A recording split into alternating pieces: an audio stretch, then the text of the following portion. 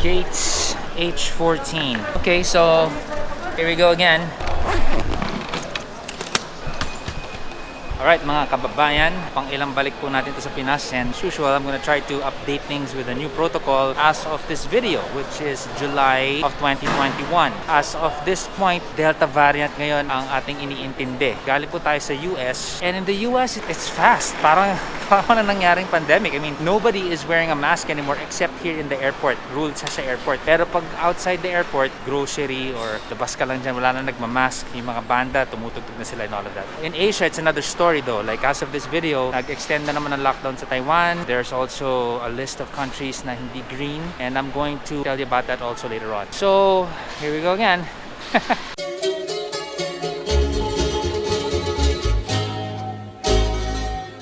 Hello everybody and welcome to another video here in Makina. As you have noticed, some parts of 2020 and in other parts of 2021, meron tayong ginagawang video na walang kinalaman sa motor. But rather, these are videos on how to get back into the Philippines. I felt na, because of the number of times na nagbabiyahe tayo, na makatulong tayo sa mga kababayan natin na nais bumalik ng Pilipinas at maraming tanong. Now, as we go along through the pandemic, things have changed. Ang rules back in 2020 are different from today. Diba? Even from the early part of 2021, na iba din siya. So, from before na you start out with the 3-day quarantine to 4, naging 5, naging 7, to 14 days. I know maraming tanong po mga kababayan natin. Ano yung bagong rules, diba? So anyway, kung first time mo to bumiyahe, pabalik ang Pilipinas, as you well know, meron bagong variant out there, and that is the Delta variant. And it is because of this Delta variant na nag-iingat po tayo, right? So, humaba na yung quarantine natin lalo, and to get to the Philippines is not as easy as it was actually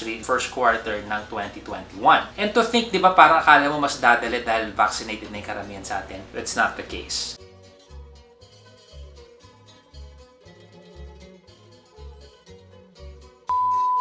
Let's start with the basics. First and foremost, the first thing you gotta do is get a hotel. Choose a hotel that can really and truly guide you. So far, I have been very loyal to Hotel 101 since the pandemic. I've been in this hotel, I think this is my 5th or 6th time, I don't know anymore, but I've had a good experience with them. Now, the reason why I chose Hotel 101, it's near where I live, taga Parañaque po ako, so di malayo yung airport to hotel, and then hotel to my home. So, Hotel 101 was a perfect choice for me. Hotel 101 is also very good at guiding you and updating you with the latest IATF rules, yung mga bagong protocols coming from the Department of Tourism, Department of Quarantine, and DOH. So, alam po nila yan bilang hotel, and that's very important. Again, I had a bad experience with another hotel, ayoko nang banggitin. I was calling them from abroad and they couldn't answer me. Di namin alam, sir, eh. Sabi ko, asan yung document? Di namin alam, sir, eh. So, ayoko ng ganon. Kailangan yung hotel na kausap nyo, alam lahat. And in my last trip from Chicago to here via Eva Air, may bulilyaso, muntik na ako ma-divert ng flight. So, I was in touch with at 2 a.m. in the morning via Viber, helping me coordinate with that whole gulo. Kasi, madadivert ako ng flight. Ano mangyayari yun? Susunduin ba ako galing Clark, papuntang hotel? Kasi hindi naman ako nakabook sa Clark, eh. Nakabook ako sa Pasay, di ba? Paano mangyayari doon? So, they sorted all of that out. I was able to call Hotel 101 and they were able to help me and accommodate me with that. So, very, very important, get a hotel. Alright, so we are in San Francisco. Meron na naman bulilyasan nangyari. Ano ba? Parang malas ko tong pandemic na to. May nangyayaring ewan sa flight. So this time, ang nangyari naman, last minute, in-intercept nila yung isang carry-on ko. That's why I'm hand-carrying this right now. Because according to them, bulky daw yung carry-on ko. Nung check-in, na-approve nila for carry-on yung trolley bag ko. Tapos biglang last minute, kailangan ko daw i-check-in. So, nangangarag sila. Sabi nila, we're closing the doors in 1 minute, blah, blah, blah, blah. So, nahugot ko to lahat and all my other things except yung aking passport. So, paano ako sasakay ng connecting flight kung walang passport, diba? Anyway, they had to fix that. Hindi naman ako nag-throw ng fit. Siyempre, kalmado lang tayo. I was like, hey, you guys forced me to do this. You guys figure it out. Get in my bag. And so, they were able to intercept it. So, kunin natin siya ngayon. So, number 2, once you get the hotel down pat, titignan mo ngayon yung airline mo. Ano yung mga rules ng airline mo. This time, napadpad ako sa PAL. Na-cancel yung Eva Air flight ko because the Taipei government extended their lockdown. Bawal ang foreigners to pass through Taipei. And I got canceled 3 days or 2 days before my flight. So thankfully, si PAL, tinawagan ko agad, na-accommodate nila ako, and I was able to get another flight 2 days later. That's the bag. Thank you so much. You're Jose? Yeah. Thank you for looking for my bag, man. Sorry, no problem. Okay, so it took longer than expected. This is the first time I used PAL. So sa PAL, marami silang instructions binigay before you deplane. Also, first time ko na lumanding sa Terminal 2. Hi, hello. Boy, good morning. Hello, sir. Good morning. Vaccinated in the US? Yes. What's your hotel, sir? 101. This way. Wow, okay, great. Thank you. So this is new for me. Usually na iyawan tayo bumabagsak. Una lang po muna, sir. Okay, so please take note, kung darating kayo ng alas 3 ng umaga, mas konti ang personnel na magpa-process ng mga kailangan gawin this. So compared dun sa huling balik ko, dumaan ako sa Naiyawan, doon mas mabilis. I was out fast. This time, it's taken longer. So far, since I landed, over 1 hour na. Nanonood ka makina? Nice. Coast Guard are working really hard. They're masipag talaga sila. Good morning, how are you?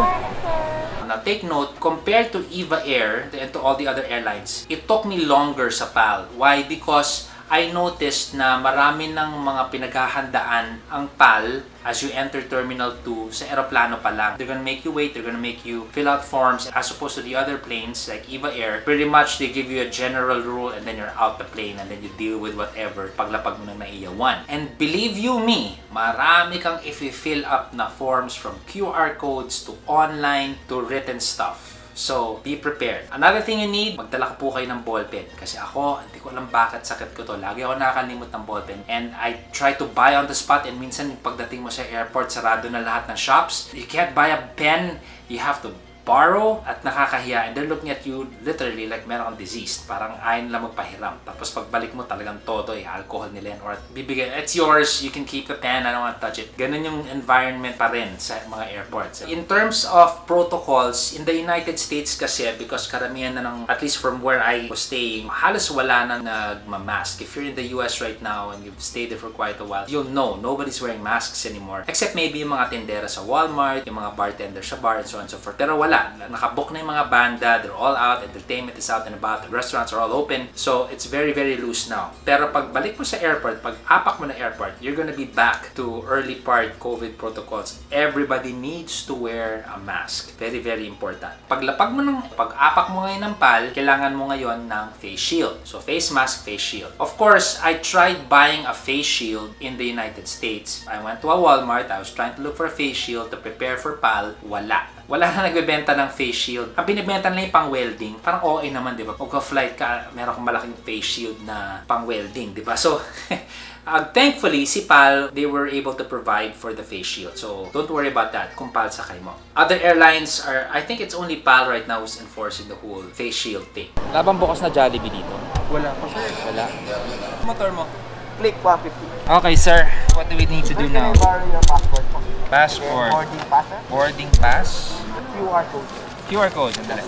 So good news, bumaba na ang swab test natin from 4,000. Nadatnan ko pa yan, 4,500 noon. Tapos bumaba na 4 ngayon, 3,500. So big deal yan. 500.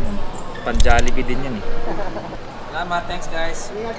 Bye. So I'm speaking in behalf of non-OFW as a returning resident. Apparently, meron listahan that I'm going to show on screen right now. Listahan ng mga tinatawag nilang green countries. If you are coming from a green country, ang quarantine mo is only 7 days. Meaning you're gonna get a swab test before 7 days and you can leave on the 7th day and then you will continue your home quarantine for the next 7 days to complete 14 days total. So makakaalis ka ng hotel 7 days pa lang. If you come from a green country, and there's a list of these countries na green. Ang definition po nila ng green country, basically ang decision nila kung bakit ka green country o hindi. You are a green country if you have a lower number of cases. Yung trajectory ng mga cases nyo is going on the downward. United States, as of this video, hindi po siya green country. 10 araw po tayo matatambay sa hotel. Hotel 101, boss? Apo. Thank you. Sorry, matagal ah. Okay lang po sir. Thanks, boss ah. Good morning. I'm back. Thank you. Glad to be back. Morning, sir. Magandang umaga po.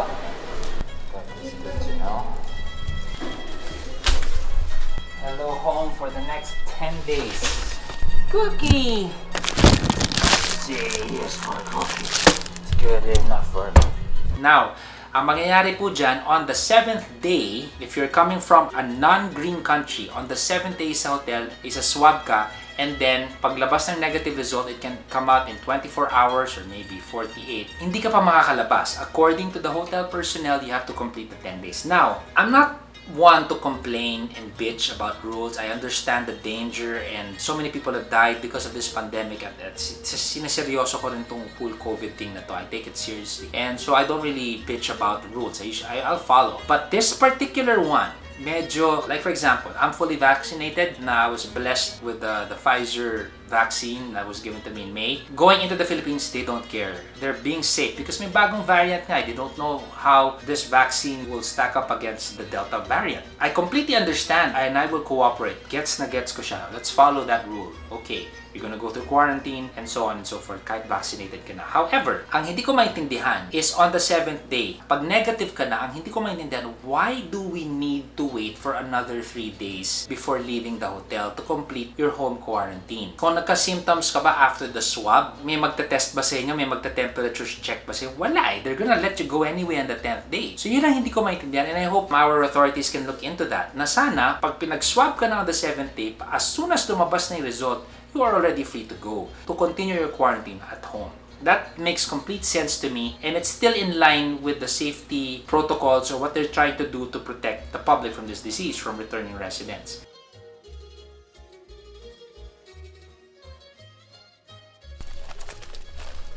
Okay, so there's a difference in what we're gonna do now, and that is basically we're gonna leave the room and ako po ay nagpapasalamat na makaalis na rin dito. Medyo babalo na tayo lahat dito, di ba? So, and then we're gonna go to a swabbing room. So I don't know if this is a rule of the hotel or it's a general rule sa mga DOH. Ito rin bagong DOH. So bawal na umakyat sa kwarto. Sa aming area. Okay, so if you're undergoing a 10-day quarantine, actually kahit 7-day quarantine, this is a treat. Makakalakad ka beyond, 5-7 steps? Oh. Na hindi pa ulit-ulit yung nakikita mo. 14. Hi, good afternoon, sir.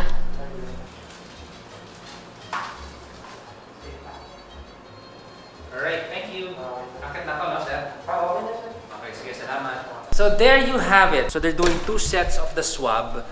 Tapos, meron na rin tayong sa throat. Thank you, that was fast and I appreciate the exercise. So, wala naman nag-hysterical, nagsisigaw-sigaw na sa kwarto. Wala pa naman. Nag-enjoy ako doon sa PBO. Kagabi, nanood ako ng paghiwa ng ulap or something like that. So that's the swab. Let's talk about the prices. What do you expect from these hotel prices? Alam mo, the 10-day thing, mabigat na to, especially for non-OFWs. Kasi yung mga OFWs, sagot po yan ng gobyerno yung hotel nila. Pero yung non-OFW, returning residents, this is out of pocket. So the price range of these hotel rooms can range anywhere from a low of 3,000, 3,500 to a high of 5 per night. So kung 10 araw tayo po dito, or 9 nights at 5,000, it's easily 50,000 pesos kaagad, right? Apakabigat po niyan. 3,000, 30,000. Inclusive naman dyan yung pagkain, but at the end of the day, that's still a lot of money. That's why I'm thinking na maybe we can rethink this whole 10-day thing. If you need a swab test after 7 days, okay, fine. Pero dapat paglabas na ng result, kung negative, pwede nang umalis. That's just... So basically, itong state of calamity natin was announced September 16, 2020. The President issued Proclamation number 1021, 2020, extending the period of the state of calamity throughout the Philippines until September 21, 2021. So looks like this whole thing is going to be ongoing with variations on how long you have to go through quarantine as we go reach that. We don't know kung ma-extend to beyond September 2021. I hope by then ayos na, maganda na rollout ng vaccines and mas mababa na kaso natin. Pero pag hindi, mukhang itutuloy pa rin nila yan. So anyway, these are the things that you need to be mindful of kung babalik po tayo ng Pilipinas. Again, the basics, get a good hotel. Hotel 101 has done me really well. Dala ka ng ballpen. Be mindful of what you need to do as you enter. Kailangan kabisado nyo rin yung rules ng plane kung paano makabalik. What to do in the 10 days in the hotel? Maybe gawa tayo ibang video kung anong pwedeng gawin sa hotel. Pag wala kayong kasama at wala kayong kausap. Facebook! Pwede bang maulit? Pwede bang malunod sa iyo?